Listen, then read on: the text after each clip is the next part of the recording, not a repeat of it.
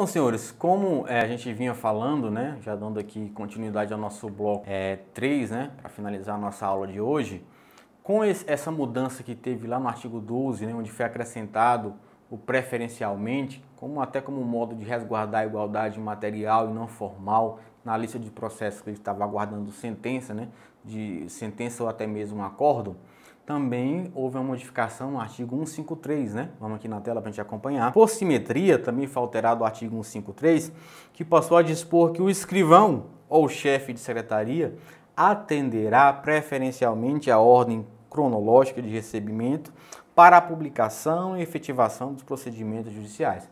E aqui, né, de certo, deveria acontecer também essa mudança, até mesmo por simetria, porque de nada adiantaria o magistrado ou os embargadores ou ministros, né, dar uma decisão, uma sentença, um acórdão, né, e ao chegar lá na vara, na secretaria, o escrivão não adotasse a mesma fila, né, vamos assim dizer, para que fosse publicada essa sentença e esses acordos, né? Então, assim, como modificou o artigo 12, né, também modificou aí esse prazo, essa lista também deve ser aplicada aí, né, para os diretores de secretaria, né, e para os escrivães, tá certo? Então vamos lá, vamos dar continuidade, vamos para a tela. Agora vamos falar sobre o juiz natural, que também é uma garantia, né, prevista na nossa Constituição, e lá no artigo 53, né, e também no artigo 5º, no inciso 53, e também no inciso 37 da Constituição Federal, vai dizer que ninguém será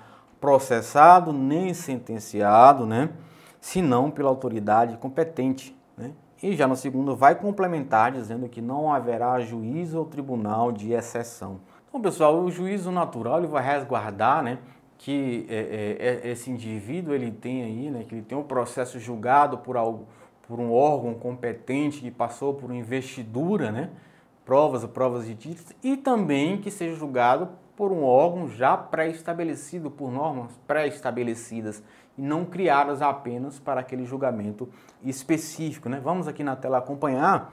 O juiz natural é aquele cuja competência é apurada de acordo com as regras previamente existentes no ordenamento jurídico e que não pode ser modificada a posteriori. Aqui, já abrindo um espaço, mas quando formos estudar, né, na verdade, jurisdição e ação, nós vamos falar sobre perpetuação de jurisdição. Em alguns casos, nós vamos ver que a causa ela vai ser modificada, seja por uma continência, seja por uma conexão, ou até mesmo em razão de uma prevenção. E isso não vai ferir de forma alguma o princípio do juiz natural. Por quê, gente? Porque já está previamente estabelecido aí no Código de Processo Civil, né? Então, quando se fala de juízo natural, na verdade é isso, né? É essa preservação, né, do direito do indivíduo, né? Não só de ser julgado por alguém que tenha competência pré-estabelecida para isso, mas também que seja julgado, na verdade, por um tribunal, né, que também seja estabelecido antes para que possa ser aí respeitado, contraditório, ampla defesa, julgamento justo, né? Julgamento justo, na verdade. Então vamos para a tela. O julgamento deve ser proferido por alguém investido de jurisdição, né? Esse órgão julgador deve ser pré-existente, vedada a criação de juízes ou tribunais de exceção, instituídos após o fato, com instituto específico de julgá-lo. Como eu falei, se foi criado posteriormente, já está em um conluio para que possa julgar, né, de maneira já teratológica, seja procedente ou seja improcedente. E a causa também ela deve ser submetida a um julgamento por um juiz competente de acordo com as regras postas pela Constituição Federal e por lei.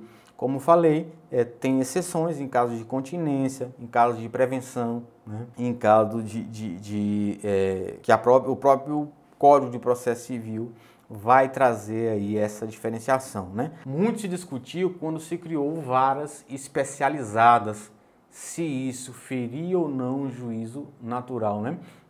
As varas de família, por exemplo, né? As varas agrárias, né? E aí se discutiu se deveriam encaminhar ou não esses processos para essas varas ou se deveriam deixar lá onde estava julgando anteriormente, né?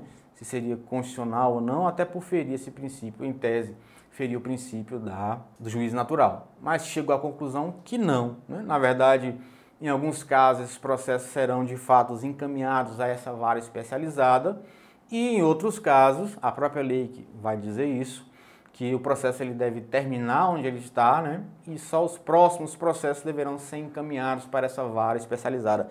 Isso acontece também quando uma subseção judiciária ou quando a comarca ela é fechada, né? A gente viu um movimento aí já anos anteriores aqui na Bahia de fechamento de comarcas, como isso aconteceu, e aí a competência, né, daquela comarca passa a ser de outra e notadamente vai mudar o próprio juízo, né? Aí não tem como. E nesses casos também não há, né, não há conflito, não fere o princípio do juiz natural, porque há uma perpetuação da jurisdição, como já falei anteriormente. Não há problema nenhum, porque está dentro das regras já trazidas pelo próprio Código de Processo Civil, né? Vamos adiantar. Aqui nós vamos falar sobre o duplo grau de jurisdição. Vou voltar para a tela aqui, porque eu preciso falar um pouquinho antes. Esse princípio, gente, na verdade, ele não está presente de forma explícita, né, na nossa Constituição. Esse princípio ele não está presente, mas de maneira implícita nós podemos então chegar ao entendimento de que a Constituição, sim, ela vai prezar pelo duplo grau de jurisdição. Certamente, e aqui a gente pode até pegar um exemplo próximo, né? Às vezes você quer tomar uma decisão e você pede então um conselho a um colega, né? Mas você não se contenta apenas com o conselho daquele colega, e vai perguntar mais um outro colega para ter aí uma nova decisão, né? Para ter uma decisão mais certa, vamos assim dizer, né? Pelo menos no seu pensamento. Então aqui, na verdade, no direito também é isso. Nós vimos que tem um direito subjetivo de ação, você entra com a ação, e quando você tem uma sentença que ela é desfavorável, né, de acordo com o duplo grau de jurisdição, você pode buscar uma nova fala, um novo resultado, né, junto ao tribunal. Então, como eu disse para vocês, a Constituição não fala do duplo grau de jurisdição de forma explícita, mas ela vai dizer que nós vamos ter os mecanismos de defesas e de recursos, né, como forma de buscar essa pretensão. Então aqui, na verdade, está presente o duplo grau de jurisdição, né, por meio dos recursos, por conta da falibilidade humana, né? O ser humano ele é falho, ele acaba falhando, né? É normal, é da natureza humana. E quando a parte entender que, na verdade, aquela sentença não está de acordo, né, com o que ele desejava, ele pode sim buscar aí o poder judiciário, né, em segunda instância. Aqui é preciso falar, gente, que não há terceira e quarta instância. Nós temos juiz de primeiro grau, né, que é a primeira instância. Nós temos juiz de segundo grau e os tribunais, por meio dos desembargadores, que são de segunda instância. E aí, fim. Tanto é, não existe, o STJ não é terceiro grau e o STF não é quarto grau, né? Nós temos tribunais superiores e temos o Supremo Tribunal Federal. Inclusive, gente, o duplo grau de jurisdição ele não está presente, né, no STJ e no STF.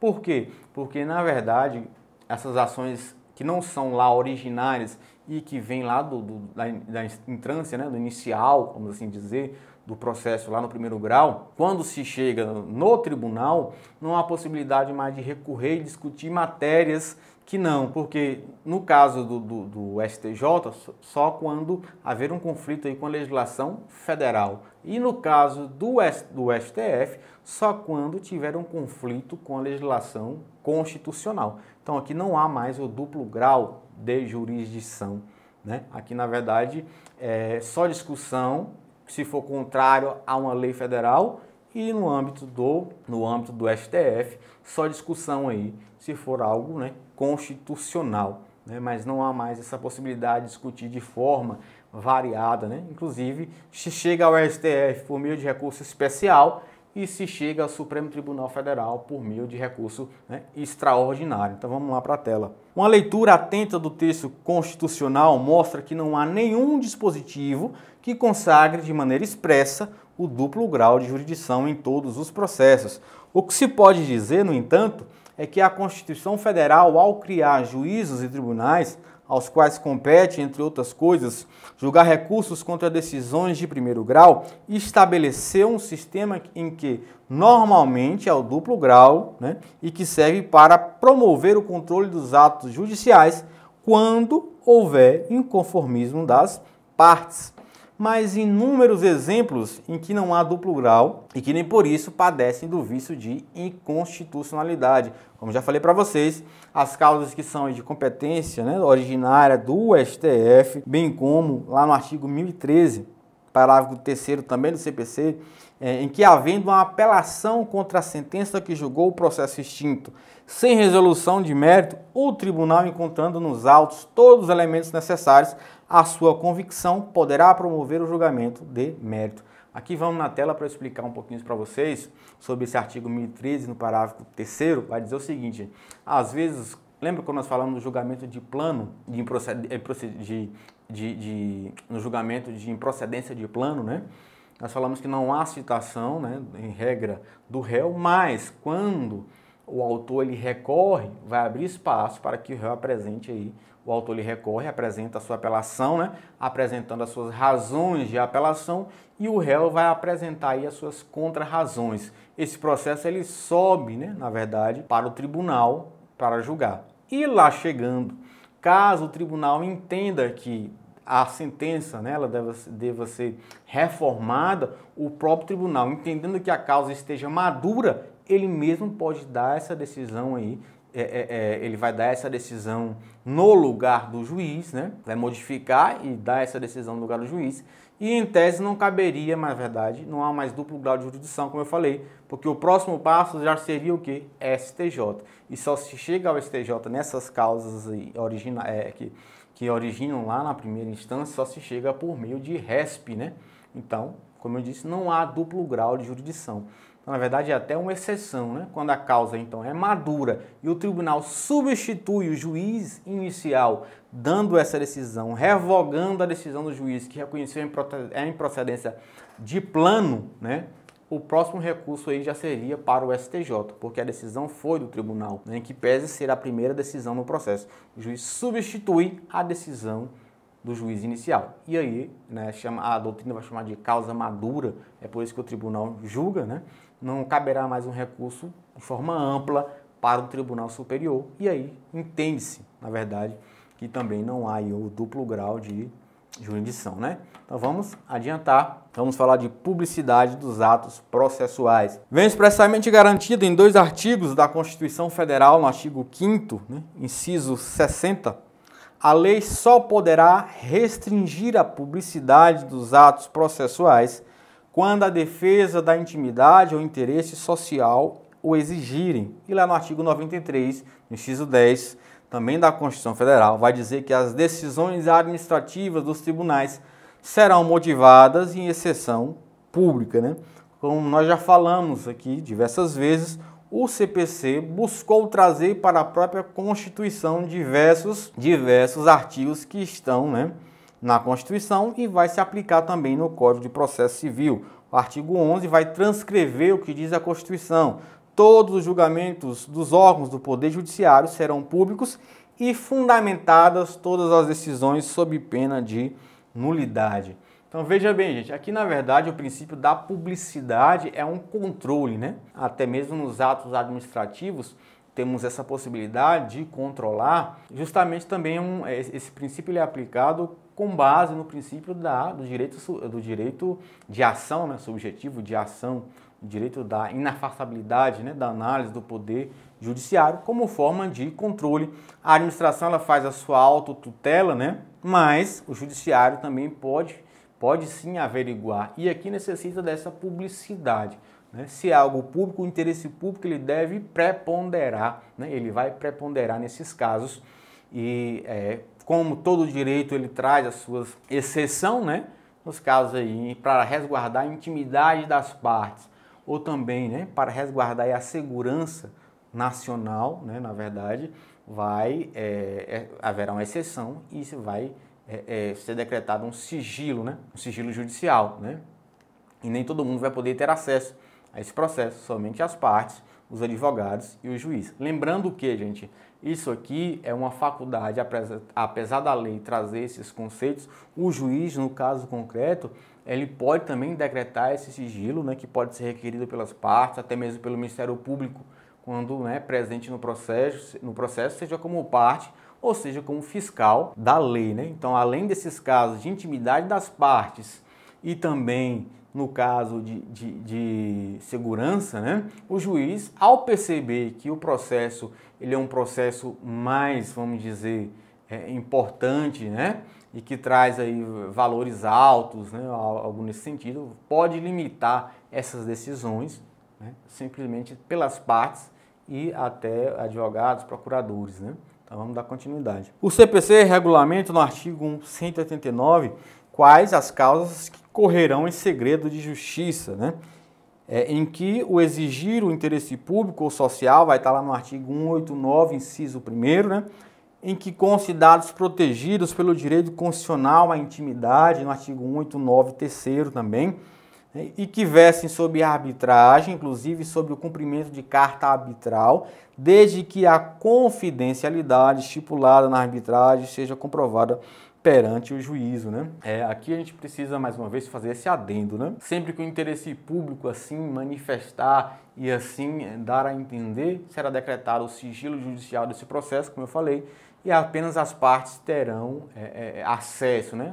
Normalmente, a gente, como advogado, na prática, né, a gente vê essas causas não só relacionadas ao direito de família, mas também, às vezes, indenizatórios, né, em caso aí de questões médicas, de erro médico, principalmente em ações aí que buscam reparamento em caso de erro, né, de estéticas, de medidas estéticas tomadas aí que deixa deformidade nas pessoas.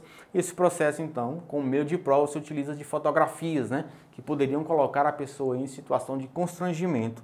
Então, nesse caso, o juiz ele aplica o sigilo, né, judicial e só as partes e o próprio juiz têm acesso, né? Isso não impede que as partes tenham acesso, gente, o público em geral, ao dispositivo de sentença.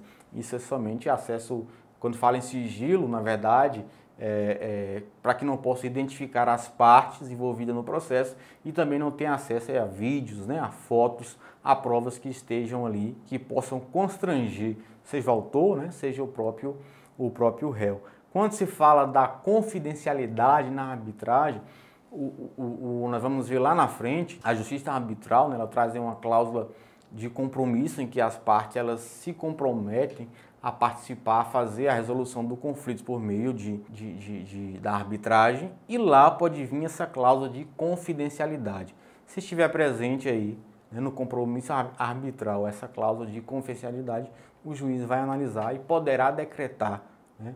Lembrando que, como nós falamos lá atrás, a arbitragem é um título, né, judicial. Quando chega uma decisão da arbitragem para o Poder Judiciário, não vai haver mais essa discussão ampla sobre o mérito, né? O juiz vai analisar só o processo de execução, justamente por ser um título reconhecidamente judicial, né? Nos processos em que corre segredo de justiça, o direito de consultar os autos, de pedir certidões é restrito às partes e seus procuradores, mas o terceiro que demonstrar interesse jurídico pode requerer ao juiz certidão do dispositivo de sentença, bem como de inventário de partilha resultantes do divórcio e da separação. Aqui, como eu já falei para vocês, então, o que se resguarda, na verdade, são essas provas no interior do processo, mas o dispositivo da sentença, né, na verdade, é aberto aí a terceiros, né, que tenham demonstrado algum interesse jurídico nisso aí. Então vamos dar continuidade, saindo do princípio da publicidade, né? Nós vamos ir para o princípio da motivação, né? Também é bem próximo ao princípio da publicidade. Se por um lado é preciso que tenha publicidade, né, naquilo que se decide, se divulgue, é preciso também que um magistrado, ao decidir, ele tenha motivação. Além de motivos, ele deve explicitar esses motivos, né? Dar conhecimento do porquê ele está julgando daquela maneira. Senão não teria como recorrer. Senão não teria por nada aí ter o princípio do duplo grau de jurisdição, né? A ampla defesa, o contraditório, se o juiz pudesse assim decidir. Eu decido assim porque é assim e pronto, né? Aqui nós vamos ver os sistemas de julgamento, né? Seja o legal, o puro, né? E o livre convencimento motivado, né? Mas vamos lá para a tela para a gente acompanhar. Vem expressamente estabelecido no artigo 93, né, da Constituição Federal, no inciso 9, vai dizer que determina que serão públicos todos os julgamentos dos órgãos do Poder Judiciário e fundamentada todas as decisões sob pena de nulidade. O juiz ao tribunal, ao proferir suas decisões, deve justificá-las apresentando as razões pelas quais determinou essa ou aquela medida, proferiu esse ou aquele julgamento. Dentre os pronunciamentos judiciais, apenas os despachos dispensam fundamentação, justamente por não ter decisões, né? Normalmente não se decide por meio de despacho. Mas despachos são aqueles atos que não têm nenhum conteúdo decisório, que por essa razão não podem trazer nenhum prejuízo aos participantes do processo. Se existir o risco de prejuízo, não haverá despacho, mas decisão, e essa decisão deverá ser fundamentada, né?